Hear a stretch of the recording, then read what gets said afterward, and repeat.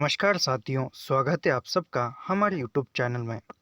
जैसे कि आप सभी को पता है, हम यूजीसी नेट में हिंदी साहित्य में लाइन टू लाइन, पंक्ति दर पंक्ति रचनाओं का अध्ययन कर रहे हैं। जो कि यह सब रचनाएं, जिस रचनाओं का हम अध्ययन कर रहे हैं, वह सभी रचनाएं यूजीसी नेट जेआरएफ के पाठ्यक्रम में रखी गई है।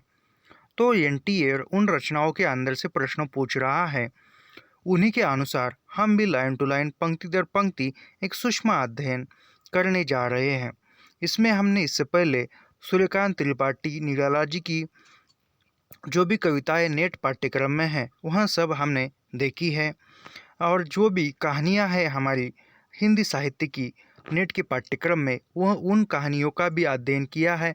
और वह सभी वीडियो इसी चैनल पर विराजमान है, इसी चैनल पर अपलोड किए गए हैं। तो आज हम सुमित्रा नंदन पंत की कविता देखने जा रहे हैं, जो कि द्रुत झरो जगत के जीर्ण पत्र नामक कविता है। यह कविता सुमित्रा नंदन पंत के जो काव्य संग्रह युगांत है, युगांत काव्य संग्रह से ली गई यह कविता है। पहले हम कविता पढ़ते हैं और बाद में इसका सारांश एवं अर्थ देखते हैं।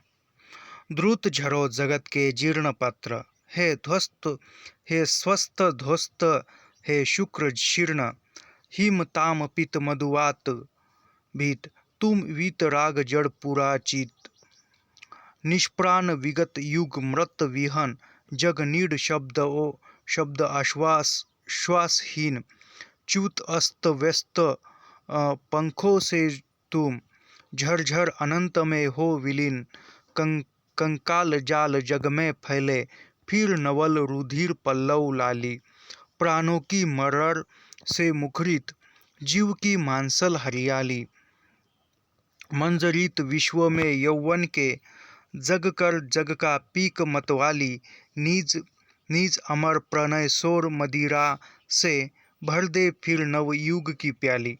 यानी सुमित्रानंदन पंत जो है, वह एक परिवर्तनवादी दृष्टिकोण सामने रखकर कविता लिखते हैं, अपनी रचना करते हैं। कविता का अर्थ बताने से पूर्व मैं यह बताना चाहूँगा कि पंत जी जो छायावाद के जो 4 आधार स्तंभ है, उसमें निराला पंत, निराला, महादेवी वर्मा और है। तो उसमें निराला पंत जो है, वह एक प्रकृतिवादी यानी प्रकृति को अपना कर लिखते हैं। और उनको पंत जी को प्रकृति का सुकुमार भी कहा जाता है।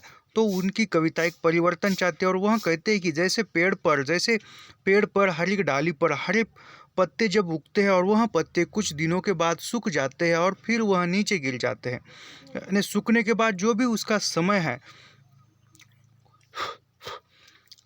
उस समय के बाद पत्ते सूख जाते हैं और सूखने के बाद पीले हो जाते हैं। फिर वह पत्ते नीचे गिरने के बाद उसी जगह पर या उस डाली, उस पेड़ पर नए पत्ते आना प्रारंभ हो जाते हैं और फिर एक पेड़ हरा भरा हो जाता है, एक नया रूप धारण करता है। उसी प्रकार जो समाज में रूढ़ी परंपराएं हैं, उन सभी को भूलकर या उन सभी रूढ़ी परंपराओं को, जो भी पुरानी परंपराएं हैं, रूढ़ियाँ हैं, न जाने अनंत काल से चलती आ रही है, जो हमारे पूर्वजों ने अपनाया वह हमने भी अपनाया और हमारे बाद की पीढ़ी है, हमारे बाद के जो लोग हैं, वह भी वही अपनाते हैं।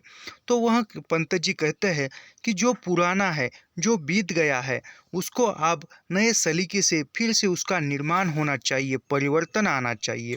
जैसे कि नए पत्ते आने से पूर्व पुराने पत्ते गिर जाते हैं या पुराने पत्ते पेड़ से गिरने के बाद ही नए पत्ते उग आते हैं, उसी प्रकार मानव जीवन का भी है। जो भी मानव जीवन में पुरानी पीढ़ी, पुरानी रूढ़ियाँ है, पुराने विचार है, पुराने सिद्धांत है, जब वे खत्म हो जाएंगे तभी कुछ नए युग का, नए पीढ़ी का, नए सिद्धांतों का निर्माण होगा और फिर वह आज के अनुसार इंसान जी पाएगा। यह इस कविता का पूरा सारांश यही है, मार्मिक अर्थ यही बनता है। हम फिर से इसका अर्थ देखते हैं। कविता में कवि बताते हैं कि जगत रूपी वृक्ष के जर्जर पत्ते तुम तीव्रता से झड़ जाओ, अर्थात संसार की पुरानी होती परंपराओं तुम नष्ट हो जाओ, या हे जगवासियों, इन पुरानी होती सड़ती रूढ़ी श्रृंखलाओं को तुम तोड़ डालो और नवीन मान्यताओं को धारण करके जग में नव चेतना का संचार करो। यानी कवि उस पेड़ के जो पत्ते हैं उनके आधार पर या उनको निशाना बनाकर वो मानव को बता रहे हैं। वह मानव जाति को बता रहे, समस्त मानव जाति को बता रहे। वह पेड़ के जो पत्ते हैं कुछ समय के बाद गिर जाते हैं और उस पर एक नए सलीके से एक नए रूप धारण करके एक अच्छे से हरे भरे यूं कोमल और चमकीले पत्ते आते हैं। उसी प्रकार जो भी समाज में पुरानी रूढ़ी है, परंपराएं हैं, उनको त्यागने के बाद वह खत्म हो जाने के बाद उस पर एक फिर नया निर्माण होगा। जब तक हमारे पास पुराना कुछ भी है तब तक नए जग का निर्माण नहीं होगा, तब तक परिवर्तन नहीं होगा। यही कवि की धारणा है। कवि बार बार यही कहते हैं कि जैसे ध्रुत झरो जगत के जीर्ण पत्र है स्वस्थ ध्वस्त है शुष्क शीर्ण। यानी कवि कहते हैं कि जब तक वो हरे पौधे पेड़ के डाली पर पत्ते हैं, आप देखिए किसी पेड़ के पत्ते गिरने के बाद भी उसके ऊपर नए पत्ते आते हैं। उसी प्रकार समाज में जब तक पुरानी रीति रिवाज है, पुरानी रूढ़ी है, पुरानी परंपराएं हैं, जो कि आजकल उसका हमें ज़्यादा उपयोग नहीं होता है, फिर भी हमने उसको पाल के रखा है, पोस के रखा है। जैसे हम बढ़ते जा रहे हैं जैसे हम आगे बढ़ते जा रहे हैं, जो भी पुराने सिद्धांत है, पुराने विचार है, वह भी हमारे साथ आगे आगे चल रहे हैं। कवि कहना चाहते हैं इस कविता के माध्यम से कि उनको तुम खत्म करो, तभी तुम्हारा कुछ नया निर्माण हो सकता है, तभी तुम कुछ नए सलीके से आगे बढ़ सकते हो। ऐसा कवि बार बार वह प्रकृति का उदाहरण देकर या वह प्रकृति के माध्यम से हमें बताने का कोशिश यहाँ पंत जी कर रहे हैं। वह आगे कहते हैं कि अब बसंती हवाओं से तुम भयभीत हो जाते हो, अर्थात तुम्हें अपने नष्ट होने का भय रहता है। इस पर तुम रागहीन, निष्प्राय और अंत पुरातन हो चुके हो। अंत तुम्हारा इतना ही श्रेयस्कर है। यानी वो पत्ते कहते हैं जैसे बसंत ऋतु आने पर जो हवाएं चलती है, तेज हवाएं चलती है, उस तेज हवाओं के कारण वह पत्ते गिर जाते हैं और वह पत्ते उस बसंती हवाओं से गिरते हैं। तो यानी बसंत हवा में एक सभी पेड़ पौधों पर एक नए पत्ते, नए फूल, नए डालियाँ उगती है। जैसे कि कहा जाता है कि प्रकृति साल में 2 बार श्रृंगार करती है, एक मृग नक्षत्र आने पर और एक बसंत ऋतु के आगमन हो जाने पर। तो वहाँ जो पत्ते हैं, पुराने पत्ते, वह पत्ते डरते हैं कि बसंत ऋतु आने पर हम गिर जाएंगे और हमारी जगह पर नए पत्ते आ जाएंगे। उसी प्रकार हमारी जो रूढ़ियाँ हैं वह जैसे जैसे हम बदल रहे हैं उनके अनुरूप बदलना चाहिए हमें भी, और हमारी जो परंपराएं हैं, रूढ़ियाँ हैं, उसको भी बदलना जाना चाहिए, ऐसा कवि कहते हैं। आगे क्या कहते देखते हैं। पंत जी कहते हैं कि जगत के जीर्ण अर्थात मृतपाय पत्र तुम निष्प्राण हो चुके हो, तुम्हारा युग बीत चुका है। यानी वहाँ जो नए पत्ते के माध्यम से, यानी जो पेड़ के पत्तों के माध्यम से वह पूरे विश्व के मानव जाति को वह बता रहे हैं कि जो जिस प्रकार वह पत्तों का कालक्रम या निश्चित समय समाप्त हो जाने के बाद वह पत्ते गिर जाते हैं, उसी प्रकार मानव समाज में या हमारे समाज में जितने भी वह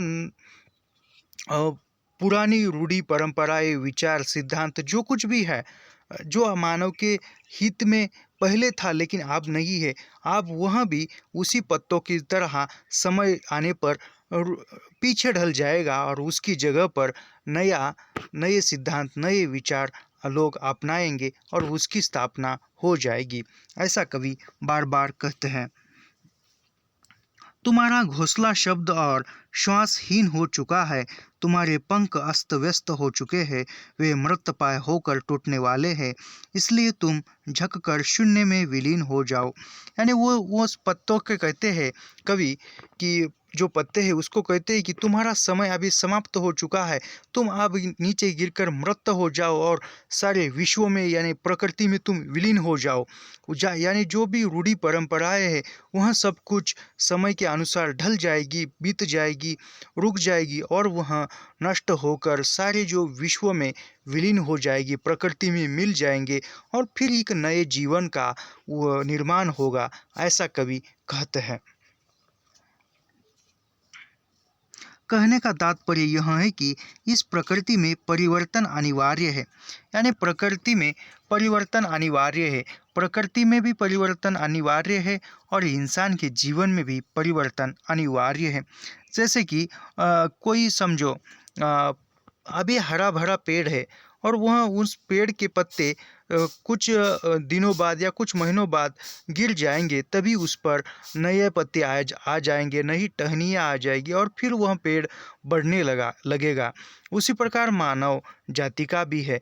जैसे पुरानी रूढ़ी, पुरानी विचार, पुरानी परंपराएं हैं, तब तक वह पीछे ही रह जाएगा, क्योंकि वह पुरानी रूढ़ी परंपराओं को आधार पर ही इंसान जीवन जिएगा। लेकिन जब वह पुराने विचार है, पुरानी परंपराएं है, वह सब कुछ ढल जाएंगी, तब वह नए नए सिद्धांतों का, नए विचारों को अपनाएगा और वह आगे बढ़ेगा। उसका एक क्या बोलते हैं, उसका एक उत्थान हो जाएगा, वह नए जीवन में प्रवेश करेगा, ऐसा कवि कहते हैं। यानी कवि ने प्रकृति के माध्यम से अन्य जो भी इंसान हैं उनको बताने के लिए कहा है। यानी जो भी समय के अनुसार ढलते जाता है और उस पर एक नया निर्माण होता है, उसी प्रकार कवि कहते हैं। पुराने युग के बीत जाने के बाद नव युग की सृष्टि विश्व में नई चेतना का संचार करती है। यानी कि आजकल देखा जाए तो आजकल आधुनिकता का युग है, एक तकनीकी युग है, कंप्यूटर का युग है, इंटरनेट का युग है। इस ज़माने में हम किसी को मैसेज भेजना है तो तुरंत मैसेज भेजते हैं या किसी को पत्र नहीं लिखते हैं। जैसे कि कहा जाए तो पहले ज़माने में समझो आज किसी को पत्र भेजा तो उसको जाने के लिए 15-20 दिन लगते थे, लेकिन आज ईमेल या व्हाट्सएप पर या ऐसे मोबाइल से मैसेज तुरंत कुछ सेकंडों में, कुछ मिनटों में जाता है।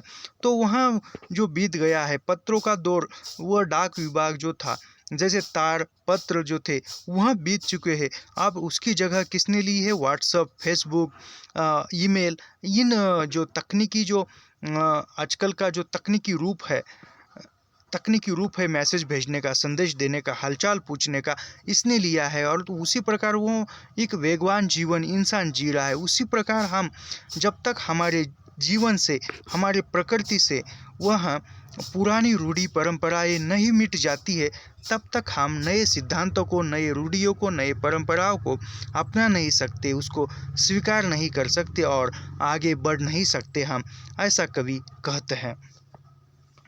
आगे क्या कहते हैं? यहाँ पंत जी परिवर्तन के माध्यम से मनुष्य को सचेत कर रहे हैं कि मानव, तुमने जो पुरानी परिपाटी और मान्यताएं अपना रखी है उन्हें त्याग कर नवीनता को ग्रहण करो। परिवर्तन ही युग की पुकार होता है।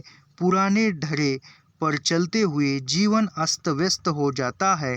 अंत अपने संकीर्ण पुरातन विचारों को त्याग कर मन में आशा जगाने वाली नई मान्यताओं को ग्रहण करो। यानी कवि कहते हैं कि मैंने जो बताया वो पुरानी रूढ़ी परंपरा है। जैसे कहा जाए तो जैसे रोजगार, जैसे पहले जो है व्यवसाय जो थे वह जाति के अनुसार थे, लेकिन आज जाति के अनुसार रोजगार कोई नहीं कर रहा है। जिसमें जिस काम में रुचि है, जिस काम में उसकी कौशल्य प्राप्त किया है, वह काम वह कर रहा है और वह आने वाले समय में वह भागदौड़ के समय में मिलजुल जा चुका है। तो उसी प्रकार परिवर्तन अवश्य है और परिवर्तन होना ही चाहिए। जिस प्रकार प्रकृति को नया रूप धारण करने के लिए खुद में परिवर्तन लाना आवश्यक है, अनिवार्य है, उसी प्रकार इंसान को आगे बढ़ने के लिए जो भी पुरानी परिपाटी है, पुराने रास्ते हैं, वह सब कुछ मिटाकर या उसके भूलकर कुछ नए सिद्धांत, नई रुचि अपनाकर आगे बढ़ना चाहिए, ऐसा कवि कहते हैं। एक बार फिर से हम कविता पढ़ते हैं। द्रुत झरो जगत के जीर्ण पत्र है, त्रस्त धस्त है शुष्क शीर्ण। हिमताप पीत मधुवात भीत। तुम वीतराग जड़ जड़ पुराचीन। निष्प्राण विगत युग मृत विहंग। जगनीड़ शब्द सो श्वासहीन। च्युत अस्त व्यस्त पंखों से तुम झरझर अनंत में हो विलीन।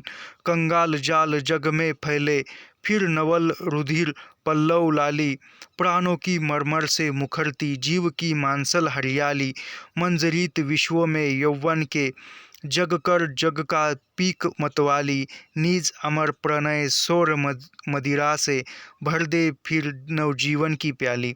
तो इस प्रकार यहाँ पर हमारी जो पंत की छोटी सी यह कविता थी, द्रुत झरो जगत के जीर्ण पत्र, यहाँ पर समाप्त होती है। और इसी प्रकार रचनाओं का पंक्ति दर पंक्ति अध्ययन करने के लिए हमारे चैनल को सब्सक्राइब कीजिए, लाइक कीजिए और शेयर करना मत भूलिए। कल के वीडियो में हम देखेंगे परिवर्तन। सुमित्रानंदन पंत की कविता है, वह देखेंगे। यह ज़रा लंबी कवि देखते हैं, 2 भागों में कविता है, तो कुछ थोड़ी सी 3 भाग, थोड़ी लंबी कविता है। तो कल यह परिवर्तन नामक कविता देखते हैं। और आज के लिए इतना ही, तो मिलते हैं कल के वीडियो में। धन्यवाद। और हाँ, जाने से पूर्व मैं बताना चाहता हूँ जो कि सुबह दोपहर से पहले यानी 12 बजे के आसपास, 12:30-1 बजे उपन्यास झूठा सच, इस पर एक वीडियो आता है। और शाम के 7 बजे, 7-7:30 बजे कविताओं पर वीडियो आता है।